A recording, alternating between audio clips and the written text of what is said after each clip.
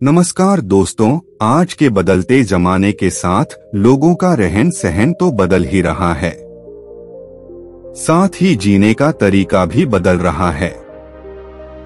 आज कई लोग ऐसे हैं जो किसी नौकरी के कारण तो या किसी मजबूरी के कारण अकेले रहते हैं, और कई लोग ऐसे हैं जो अपनी मर्जी से स्वेच्छा के अनुसार अकेला रहना पसंद करते हैं।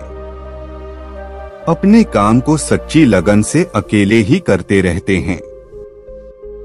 जो लोग अपनी मर्जी से अकेले रहते हैं उनमें तो बहुत कुछ बुनियादी गुण होते हैं।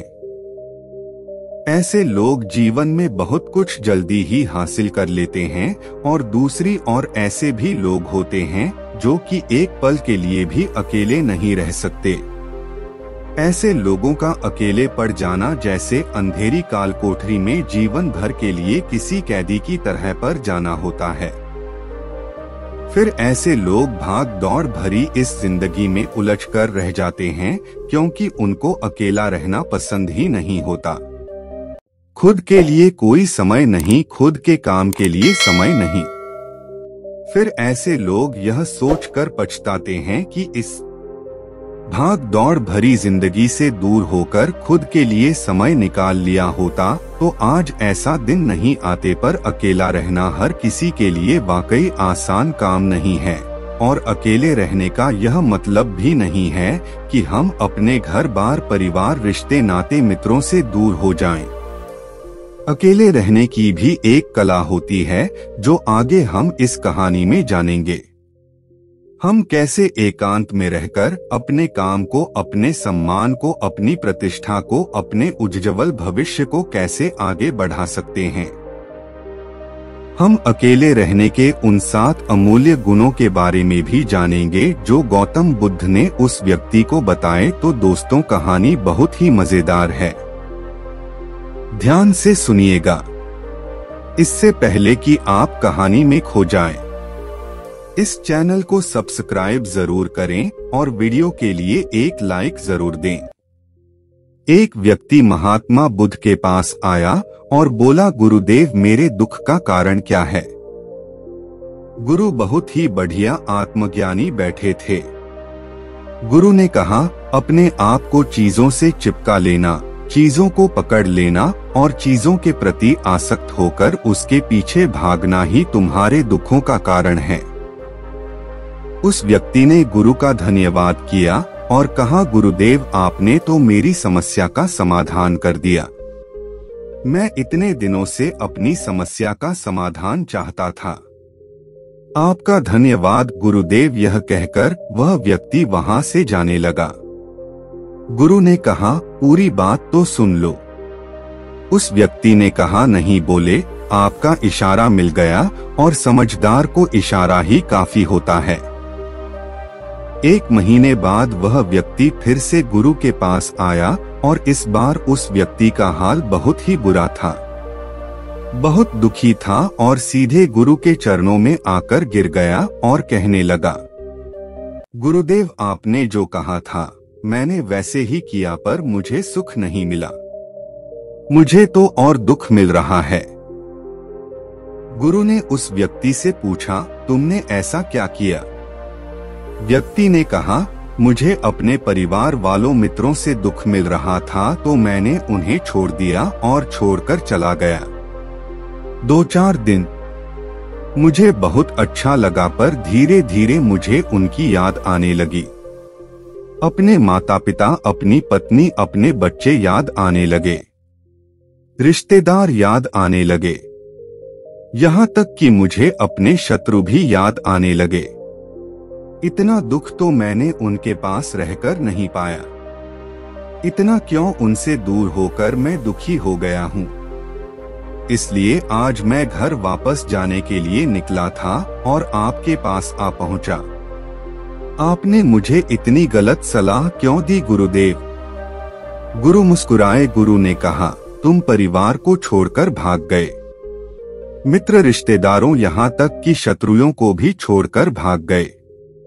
लेकिन यह तुम्हारी गलतफहमी थी कि तुम उन्हें छोड़कर भाग रहे हो। वास्तव में तो तुम उन्हें साथ लेकर जा रहे हो। व्यक्ति ने कहा, गुरुदेव मैं तो किसी को अपने साथ नहीं लाया। गुरु ने कहा, जो चीजें हमें दुख देती है वह कहीं बाहर नहीं होती, वहां हमारे भीतर ही होती है।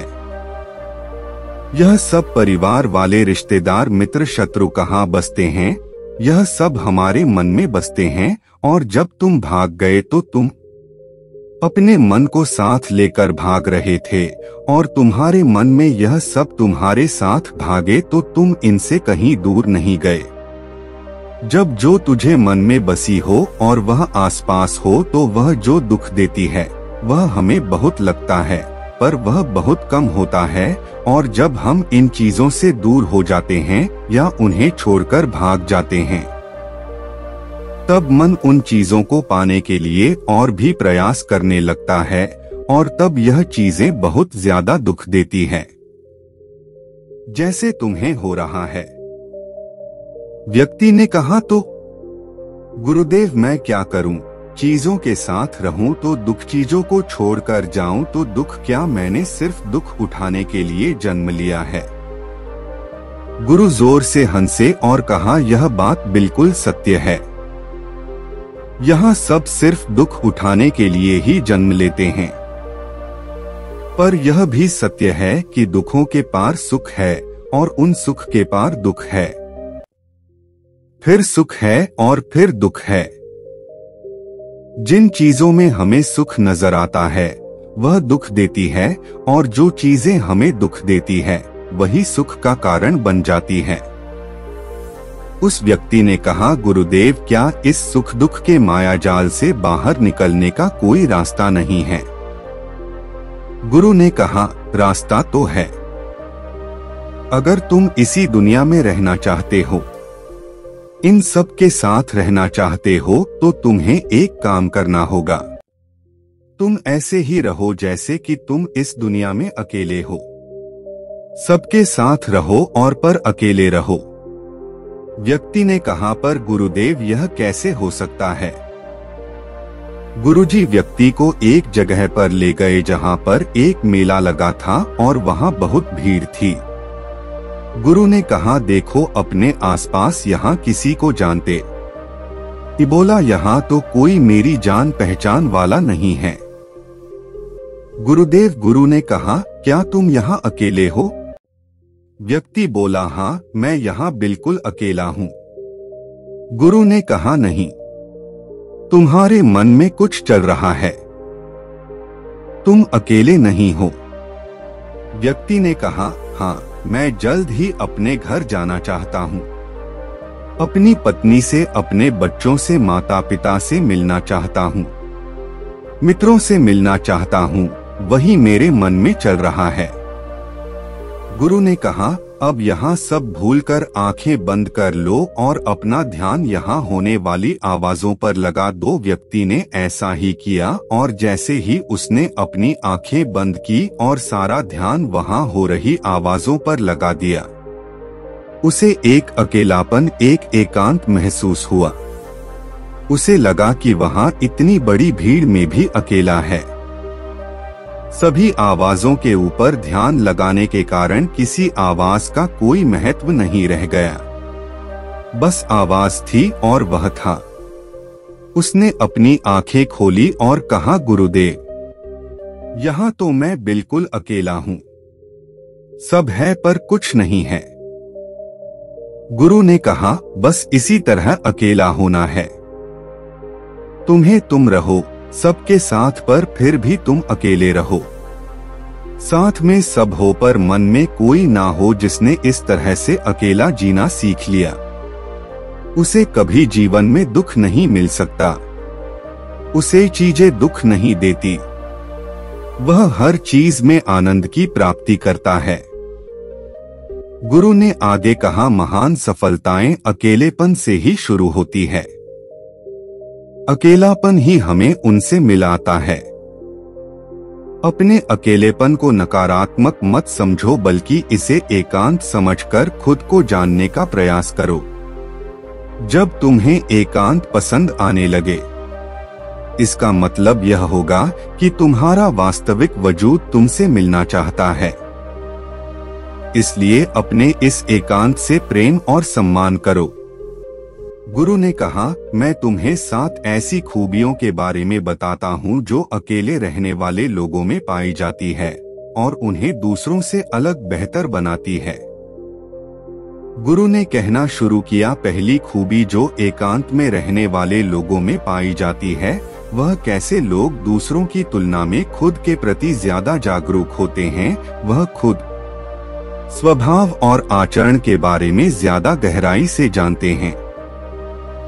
ऐसा इसलिए होता है क्योंकि जब हम अकेले होते हैं तो हमें खुद के बारे में सोचने के लिए काफी समय मिल जाता है, जिससे हम खुद के व्यवहार को अच्छे से समझ पाते हैं। एक हाथ में रहने वाले लोग खुद की कमजोरी और ताकत के बारे में अच्छे से जानते हैं, जिससे वह दूसरे लोगों की तुलना में किसी भी खराब परिस्थिति का सामना ज्यादा अच्छे से कर सकते हैं। गुरु ने कहा, अकेले रहने वाले लोगों की दूसरी खूबी यह है कि वह सकारात्मक सोच वाले लोग होते हैं। देखो, जब बहुत से लोग हमारे साथ होते हैं तो वहाँ एक दूसरे से तुलना, जलन, घमंड, लालच जैसे कुविचार हमारे मन में अपने आप ही आने लगते हैं और फिर इंसान इन विचारों की बस में आकर उल्टे सीधे काम करने लगता है। हालांकि ऐसा नहीं है। साथ में रहने वाले लोगों के मन में यह विचार नहीं आते, लेकिन क्योंकि वह अकेले रहते हैं इसलिए दूसरों की तुलना में जलन, घमंड जैसे विचार उनके मन में बहुत ही कम आते हैं। साथ ही अकेले रहने की वजह से उन्हें खुद के बारे में सोचने का ज्यादा समय मिल जाता है, जिससे वह अपने नकारात्मक विचारों को पहचान कर उन्हें कम कर सकते हैं, जिसके कारण ऐसे एकांत में रहने वाले लोग ज्यादा सकारात्मक होते हैं। अकेले रहने वाले लोगों की तीसरी खासियत यह है कि यह लोग ज्यादा अनुशासित, आत्मनिर्भर होते हैं, क्योंकि अकेले रहने वाले लोगों को अपने ज्यादातर काम खुद से ही करने पड़ते हैं। इसलिए यह दूसरों की तुलना में ज्यादा आत्मनिर्भर होते हैं। साथ ही ऐसे लोगों को दूसरों का पसंद नहीं आता। यह अपना काम खुद करने पर ही भरोसा रखते हैं। साथ ही यह लोग कोशिश भी करते हैं कि दूसरों से कम सहायता लेनी पड़े, पर क्योंकि ऐसे लोग आत्मनिर्भर और अपने काम को लेकर स्पष्ट होते हैं, इसलिए ऐसे लोग अनुशासित भी होते हैं। यह अपने समय की कदर करते हैं और दूसरों का भी समय बर्बाद नहीं करते। अकेले होने की वजह से ऐसे लोग एक निश्चित दिनचर्या का पालन भी करते हैं, जिससे यह लोग ज्यादा व्यवस्थित होते हैं और यह भी इनके अनुशासित होने का एक कारण है। गुरु ने आगे कहा, अकेले रहने वालों की चौथी खासियत यह है कि यह लोग किसी भी चीज के बारे में बड़ी गहराई और बारीकी से सोचना अकेले रहने वाले लोगों की बहुत बड़ी खासियत है। इसलिए जितने भी लेखक, कवि और बड़े काव्य के रचयिता हैं, उन सभी को एकांत में रहना पसंद था, क्योंकि जब कोई व्यक्ति एकांत में होता है तो वह अपने अंदर की आवाज सुन पाता है। जितने भी बड़े आविष्कार हुए हैं उन सब की शुरुआत एकांत में हुई थी, क्योंकि एकांत में रहकर ही किसी भी चीज के बारे में बड़ी बारीकी से सोचा और समझा जा सकता है। गुरु ने कहा, एकांत में रहने वाले लोगों की पांचवी खूबी यह है कि उनका व्यक्तित्व सबसे हटकर होता है और वह लोग जो ज्यादातर दूसरे लोगों के साथ रहते हैं या अकेले रह नहीं पाते, वह कितनी भी कोशिश कर ले, लेकिन जाने अनजाने में ही सही, लेकिन दूसरों के व्यक्तित्व का कुछ हिस्सा उनके अंदर आ ही जाता है। दूसरों के विचार उनके अंदर प्रवेश कर ही जाते हैं, जिससे उनके व्यक्तित्व में वह अनूठापन, निरालापन नहीं आ पाता। उनका व्यक्तित्व कई सारे लोगों के व्यक्तित्व का मिश्रण होता है, पर क्योंकि एकांत में रहने वाले लोग अपना ज्यादातर समय अपने साथ बिताते हैं, इसलिए यह दूसरों की बातें और विचारों से बहुत ही कम प्रभावित होते हैं। इनके अपने जीवन को जीने की खुद के बनाए गए नियम और कायदे होते हैं जिनका यहाँ पालन करते हैं। यह किसी से भी आसानी से प्रभावित नहीं होते, इसलिए ऐसे लोगों की शख्सियत सबसे हटकर सबसे अलग होती है। इसलिए इनके व्यवहार में एक अलग ही निरालापन होता है जो किसी दूसरे व्यक्ति को पसंद भी आ सकता है और नहीं भी। गुरु बोले, छठी खासियत जो एकांत में रहने वाले लोगों में पाई जाती है। अकेले रहने वाले लोगों के दूसरों के साथ रिश्ते बहुत ही गहरे और मजबूत होते हैं। हालांकि अकेले रहने वाले लोग ज्यादा लोगों से अपने संबंध नहीं बनाते, लेकिन यह जितने भी लोगों से संबंध बनाते हैं सच्चे दिल से बनाते हैं। ऐसे लोगों के बहुत ही कम दोस्त होते हैं, लेकिन जितने भी होते हैं यह उनसे अपनी दोस्ती पूरी ईमानदारी से निभाने की कोशिश करते हैं। अक्सर लोगों को यह लगता है कि एकांत में रहने वाले लोग बहुत ही कम बात करते हैं, लेकिन उनसे पूछिए जिनसे यह दिल से जुड़े होते हैं कि मुझसे कितनी बातें करते हैं। ऐसे लोग उन्हें अपना मान लेते हैं और वहां उनके सामने अपना पूरा दिल खोल कर रख देते हैं। अकेले रहने वाले लोग बहुत ही कम लोगों के साथ संबंध तो रखते हैं, पर जरूरत पड़ने पर वह अपनी तरफ से पूरी मदद करने के लिए भी तैयार रहते हैं, इसलिए उनके रिश्ते कम लोगों के साथ ही होते हैं। लेकिन जिनके भी साथ होते हैं बहुत ही मजबूत होते हैं। साथ में खासियत, अकेले रहने वाले लोग मानसिक तौर पर और भावनात्मक रूप से बहुत ही मजबूत होते हैं, क्योंकि उन्हें पता होता है कि अगर आज कोई समस्या उनके ऊपर आती है तो उन्हें अकेले ही उस समस्या से निपटना पड़ेगा। ऐसा बार बार करने से उनके अंदर खुद के प्रति आत्मविश्वास बढ़ जाता है और आत्मविश्वास और आत्मसम्मान के बढ़ने से मानसिक और भावनात्मक तौर पर और मजबूत होते चले जाते हैं और वह यह मान लेते हैं कि ऐसी कोई भी समस्या नहीं है जिससे वह अपनी दृढ़ इच्छा शक्ति के दम पर हरा नहीं सकते, और यही एक शोध उन्हें दूसरों से अलग बनाती है। इतना कहने के बाद गुरु चुप हो गए तो उस व्यक्ति ने कहा, गुरुदेव आपकी सारी बातें ठीक है, लेकिन यह कब कहा जा सकता है कि अकेलापन एक वरदान है। यह सुनकर गुरु ने कहा, अकेलापन हमेशा से ही एक वरदान है। अगर हम उस समस्या को पूरी सकारात्मकता के साथ उपयोग कर पाए, क्योंकि जब हम दुनिया के लोगों के साथ होते हैं तब हम भीड़ का हिस्सा होते, लेकिन जब हम अकेले होते हैं तब हम खुद के साथ होते हैं, और जो खुद के साथ होते हैं कभी हम अपने समय का सदुपयोग, खुद का आकलन, खुद के सोच और सभी बातों पर अच्छे से ध्यान दे सकते हैं। अपनी कमजोरियों पर भी काबू पा सकते हैं, या ऐसा कह सकते हैं कि सच में अच्छाई की राह और इंसानियत की मंजिल भी पा सकते हैं। व्यक्ति को गुरु की बात समझ आई और वह गुरु का धन्यवाद कर अपने घर चला गया। दोस्तों, हम इतना समझे कि जिन चीजों को हम पाना चाहते हैं वह तब तक हमें दुख देती है जब तक कि हम उसे पा नहीं लेते, और जब हम उसे पा लेते हैं तब वह फिर हमें दुख देती है कि कहीं यूं हमसे छूट न जाए, और जब वह हमसे छोड़ जाती है फिर से हमें दुख देती है। उसके जाने का दुख बहुत गहरा होता है। जीवन भर में एक चीज को पकड़ते हैं, फिर दूसरी चीज को पकड़ते हैं, तीसरी चीज को पकड़ते हैं और पीछे की चीजों को विदा करते रहते हैं। इसी तरह हम सुख पकड़ते हुए दुख को पकड़ते चलते हैं, और जिस व्यक्ति ने अकेला रहना सीख लिया वह परिवार में, समाज में सब कुछ करते हुए आनंद की प्राप्ति करते हैं।